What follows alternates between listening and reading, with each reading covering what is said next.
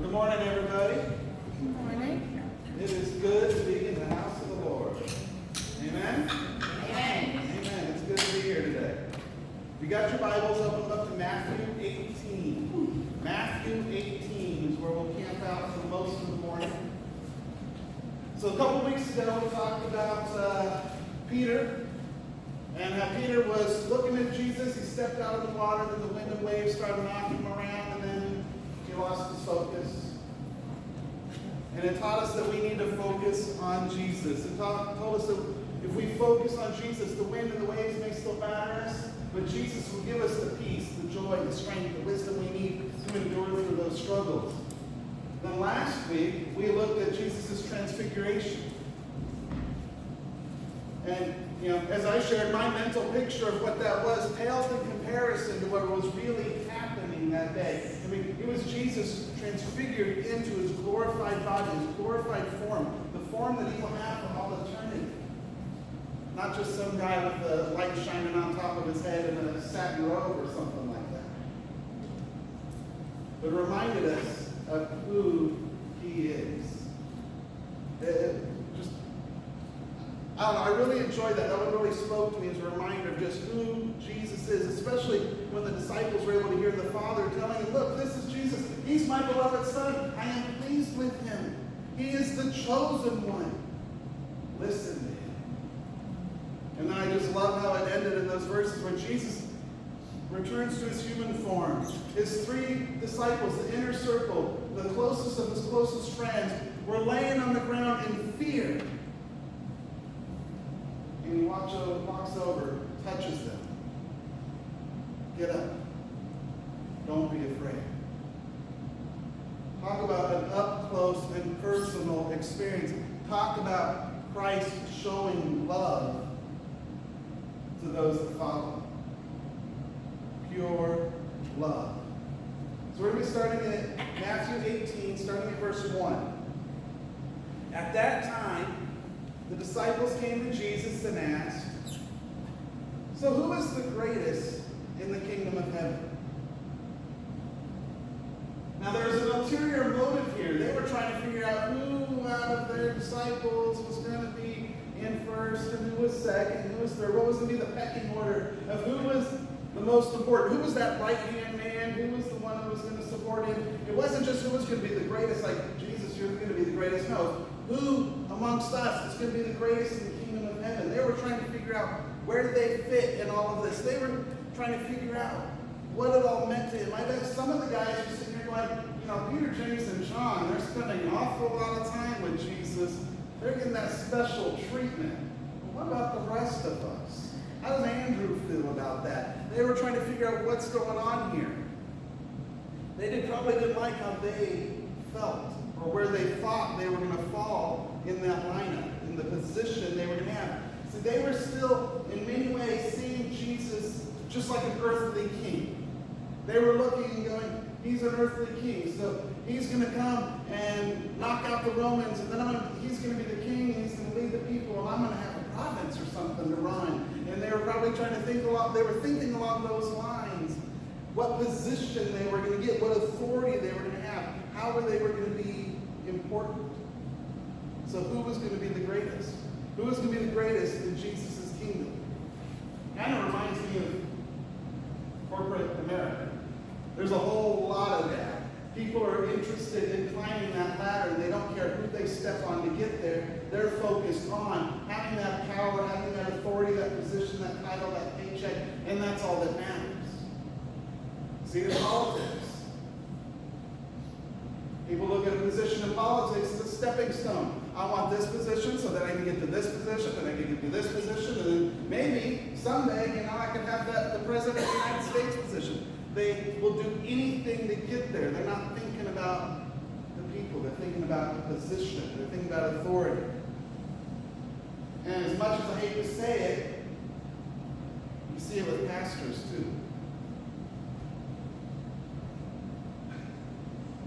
Somebody's shaking his head back there. But you see it with pastors too. They look for a bigger church. They look for a church who may give them more money, and they will jump ship, church to church to church, to try to has more prestige, to feel more important. Sadly, I hate to say it, I'm in corporate America. I do serve on the city council, so I guess I'm a politician and I'm a pastor, so I could be prone to all of these, and I'm sure we all are to some level. It is common for people to want success. And believe me, those are none of the reasons why I do what I do. Hopefully you guys can see that. But it's very likely that there are many people in those positions that do exactly those things. The disciples were thinking that one of them would be Jesus' right-hand man, and then the others would all be important. They were thinking they would have some sphere of influence. I think when they heard Jesus' response, they were probably sitting there with their mouth open like, huh? Let's look at that response starting in verse 2. Jesus said, he called a child and had him stand among them.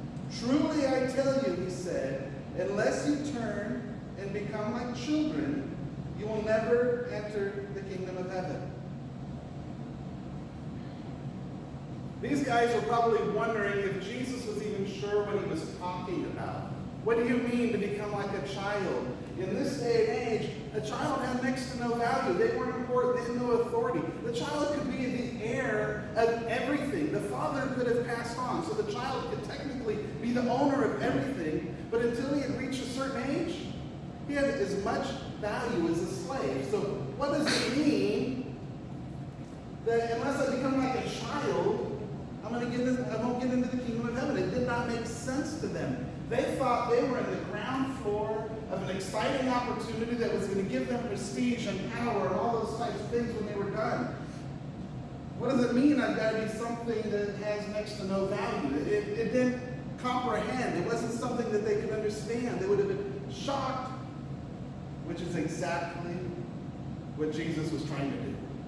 He was trying to get them to wake up. He was trying to get them to think differently. He was trying to get them to see the things the way he sees them, the way that God the Father sees them. He was trying to get them to think completely differently, going for a radical change, trying to tell them that greatness in the kingdom is not based on the things you do, the words you say, the people you influence, and all those types of things. Greatness in the kingdom of heaven is different.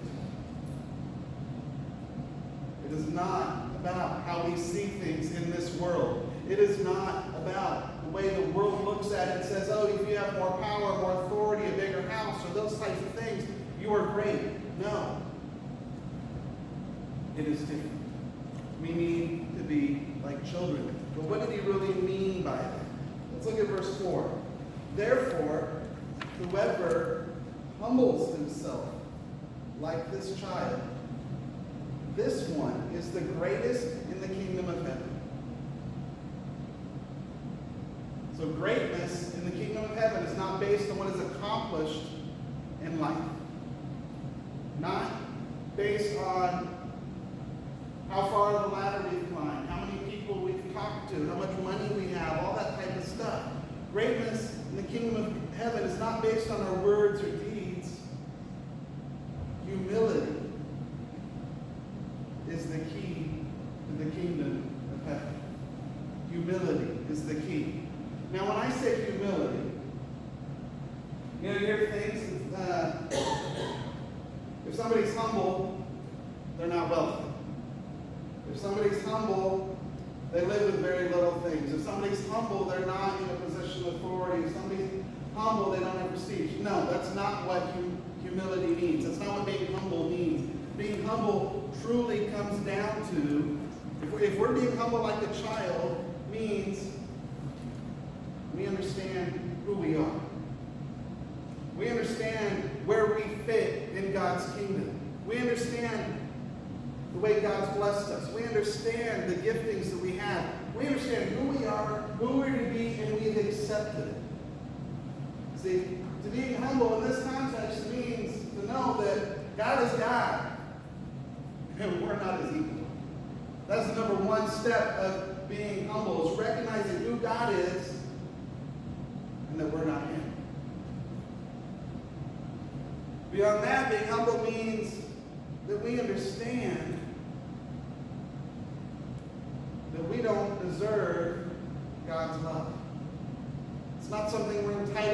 not something we're promised. Being humble means we understand we do not deserve it. Being humble means we know our limits. We don't think of ourselves more than we really are. We understand who we are. But it also means, and here's where I think the confusion is, a lot of people will take that stuff and think of all the lowly stuff. I've got to be poor. I've got to serve everybody. I've got to let people treat me like a doormat, all those things. Being humble also understands that God has blessed all of us in certain ways. Some of us He's gifted us with money. Some of us He's gifted us with influence. Some of us He's gifted us with prestige. Some of us He's gifted us with the ability to serve. Some of us He's gifted us with a loving heart. There's a long list of things. Being humble understands that God has gifted us with many different things. And we need to use those gifts to serve God and others. We need to use those gifts to love others. If we are being humble, it doesn't mean all the negative connotations that people seem to think about with being humble. It means that we are using what God has blessed us with, the gifts He's given us, the stuff He's put into our lives for the betterment of His kingdom.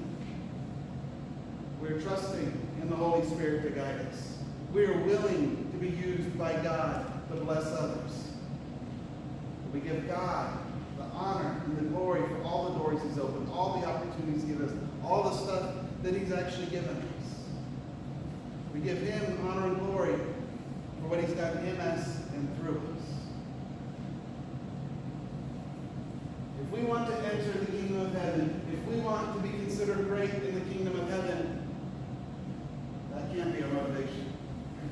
We can't be thinking, I want to be great in the kingdom of heaven, so I'm going to go out and do this. It's not the way it works. That goes down the whole works mentality, that work saves you, work gives you the crowns in heaven. No, it's got to be about loving God and loving others. We got to let God guide us. We got to let Him equip us. We got to let Him move us in the direction that He wants us to move. We've got to let Him guide us and help us be the person that we're supposed to be. We got to serve according to His will. Matthew 18:5 says, "And whoever welcomes one child like this in my name welcomes me." There's a whole lot of things we can do, but doing them is not our motivation. It shouldn't be what's driving us. What this verse here is telling us, whoever welcomes one child like this in my name welcomes me. Tells us, whenever we are out there and we meet a need, we're truly serving Jesus. Whenever we are out there caring for a child, a widow, an orphan, a fellow believer, a person who's down and out, a homeless person who needs a meal, when we are doing those things, if we are letting God guide us, if we are taking the giftings that He's given us and allowing us to minister to people, to love people, we are truly doing it in service as we are loving Him. We are being a blessing to Him. Just as much as we are being a blessing to that person that we are helping. To me, this really brings alive Colossians 3:23. 3:23. Whatever you do, do it from the heart. It's something done for the Lord and not for people. When God is guiding us to do things, when we are going about doing the work that He's put before us, because the Holy Spirit is guiding us, because He's guiding us, because He's equipped us to do it, we need to remember that we are doing it for Him.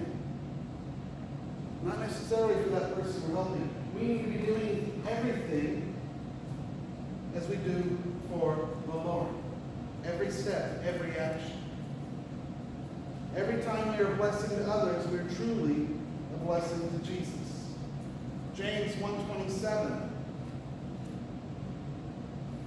Pure and undefiled religion before God the Father is this: to look after orphans and widows in their distress, and to keep oneself unstained from the world.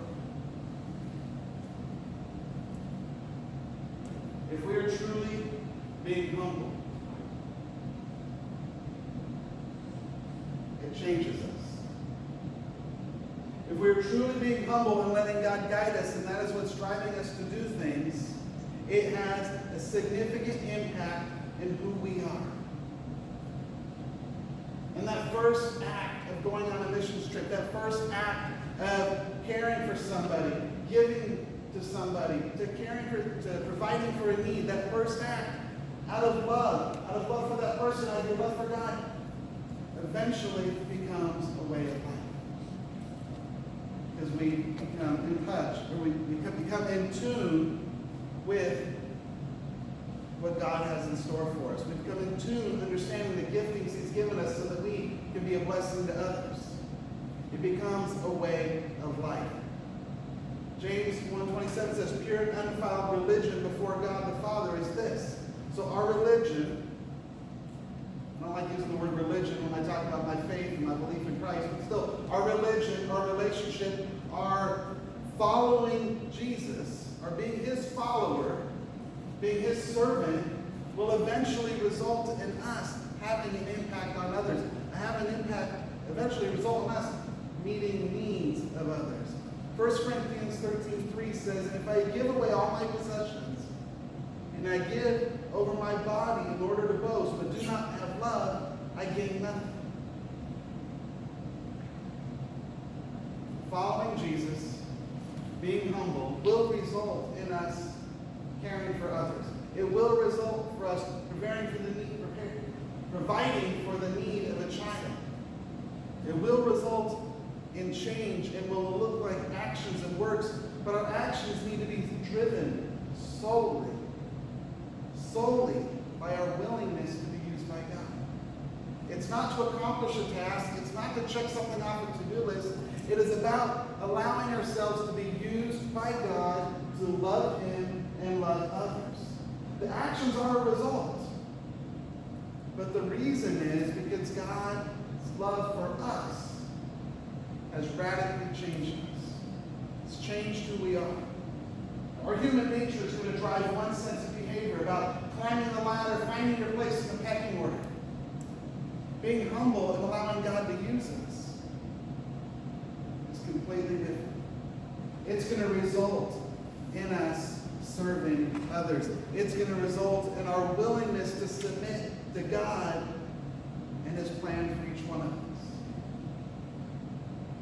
What started out as a question by a couple of guys who were wondering where they were going to fit resulted in a teaching moment. The world tells us to strive for power and influence. Jesus is telling us we need to humbly serve. Now these words are, we'll call them 2,000 years old. What Jesus was addressing then, sadly, is still a problem today. Human nature, society wants us to drive for things, power, prestige, tell us we need to be important. Jesus is telling us, no, you need a radical change. You need to be humble. You need to willingly put others before yourself. And it only comes from a deep personal relationship with Jesus. This is something that only we can do for ourselves. Making a commitment to allow God to work in us, helping us to be the humble servant that He's called us to be. Each of our skills, each of the gifts we've been given, each of the opportunities we have, each of the platforms that we all stand on to share God's love are different. I'm one person on a platform here on Sunday. We're 30 some odd people who have platforms that we have available to us every single day. We need to use those platforms. We need to let God move us and guide us as we humbly serve Him wherever we go. My deep desire, not only for myself, for each person here, for Littleby as a whole, is that we grow in this way of figuring out how we are uniquely equipped to meet the needs of others. That should be our goal. Well, really, our goal is to love God and to love others. But it results, as we humble ourselves, is Him using us to serve others. Let's pray. Sweet Jesus, we thank you for this day. We thank you for all that you do. We thank you for your love and blessings. We thank you that you bring us here. We ask, sweet Jesus, that you continue to guide us, that we continue to seek you, to seek your will, to understand what it means for us to be humble in our lives, but to understand, to accept what you've given us, the blessings that you've given us so that we can be a blessing to others. Help each one of us, Lord. Help each one of us to reach out to someone in our lives. Help us to bless them as you would want us to bless them. It may be a kind word, it may be a number of things, Lord. Help us to be a blessing wherever we go. Help us to remember to be humble, to love you, and to love others. It's in your name we pray. Amen.